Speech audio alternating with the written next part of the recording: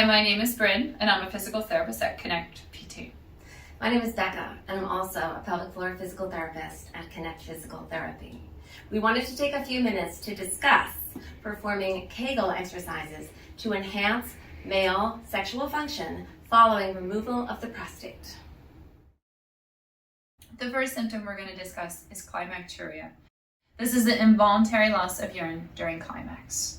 We work to eliminate this problem by training the fast twitch muscle fibers, which account for about 30% of the pelvic floor. In order to train these muscles, we perform quick flicks or quick Kegels. So you contract the pelvic floor for about 1 second and then you're already relaxing it. And we have you train these in rapid succession, so 10 in a row is a set. These muscles also work to prevent loss of urine during coughing, laughing, sneezing, positional changes, so they're an essential part of your postoperative rehabilitation program. We just spoke about performing quick flicks, which are activating the fast twitch muscles of the pelvic floor, and they comprise 30% of the muscle fibers therein. So now we have to focus on the other 70% of the muscle fibers, which are endurance or slow twitch muscles. And what these muscles do is they allow blood to enter the penis and they allow the blood to remain there and not escape. And this results in more rigid erections. So the cueing that we would tell a man to focus on the endurance training for his pelvic floor would simply be to hold a Kegel exercise for 10 seconds and then release. This would be performed in sets of 10, and it would be 6 times a day. So generally, for the long endurance exercise, we would want this to be performed 60 times daily in standing. Before surgery, you had 3 mechanisms to control continence of the urinary system. After surgery of the prostate, you're left with one, and that is known as the external striated urethral sphincter. This muscle is under voluntary control, which means that in order to stay dry, the brain must consciously work on the sphincter to activate it to prevent the flow of urine out of the penis during regular and very basic activities.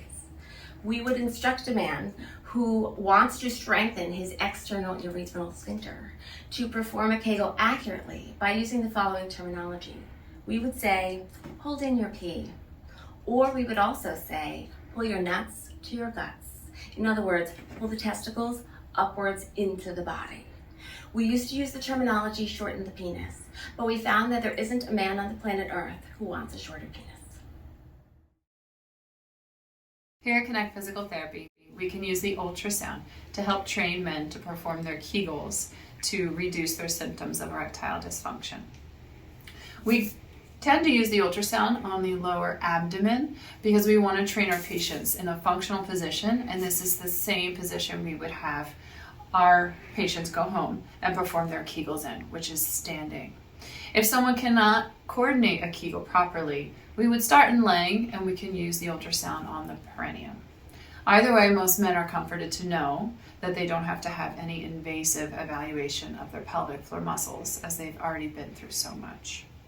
So we're going to demonstrate, using our very generous volunteer here, how we would evaluate a Kegel using the ultrasound. Earlier we spoke about how we use the fast twitch muscle fibers or the quick Kegels to help reduce involuntary loss of urine during climax. So I'm going to start by demonstrating the quick flicks. So our volunteer has a moderately full bladder, which we need in order to visualize the bladder on the ultrasound. Okay, so it's cool.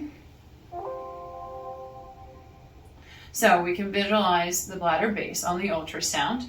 And then following the cueing, as Becca already instructed, we would have him try to do a Kegel, or think about stopping the flow of urine, and then think about nuts to guts, and try to lift up. Good, hold, and let go. So we make sure he knows what he's doing. Now we're going to go ahead and have you perform 10 in a row. As soon as you have that pelvic floor muscle contraction up and lifted and you see the bladder base elevate, you're going to let go and relax and then repeat it. And we would time how long it took him to do 10 contractions. Are you ready? Mm-hmm. Go ahead.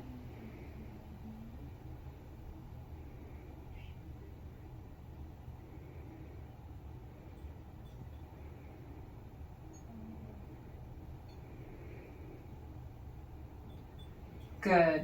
And we would tell him it's time with a goal of having, I'm going to pause this, of having the ability to perform 10 Kegels in under 10 seconds. 10 seconds or less would be a good score.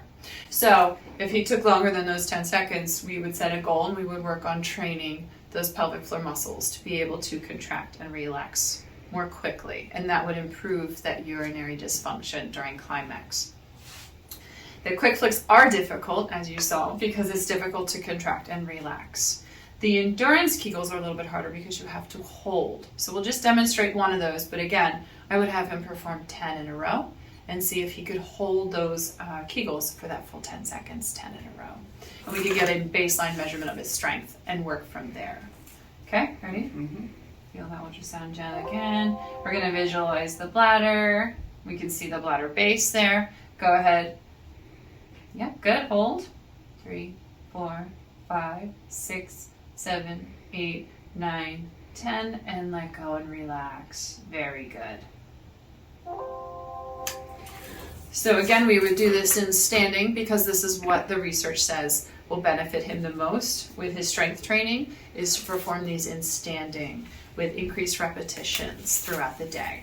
So as stated before, we would do 10 quick flicks, and then we would do 10 10-second endurance holds. We would have you do 6 sets of these throughout the day, so that is 120 Kegels. In summary, we would have our patients doing 120 Kegels in standing a day.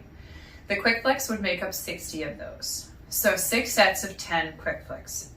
And then we would have the other 60 be the endurance. So a 10-second hold, a 10-second rest, repeat that 10 times in a row, 6 times a day.